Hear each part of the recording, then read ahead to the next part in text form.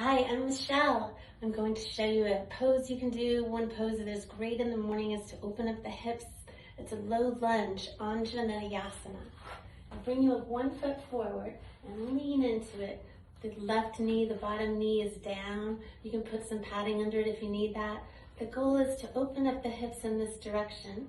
So if you're on a yoga mat or you've got a towel that you're on, put your body weight toward the front of that, leaning forward, so it's not that you're driving your knee down, but you're pulling your hips forward. And you can add on to this. So this might be a very intense stretch for you and you might want to stay there. You can also raise up with just the one arm on the same side and open up your chest. If you're still okay with that, you could also lace your hands behind you. Palms touch and knuckles down.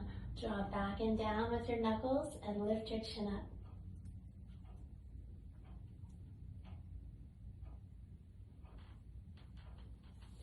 Anjaneyasana.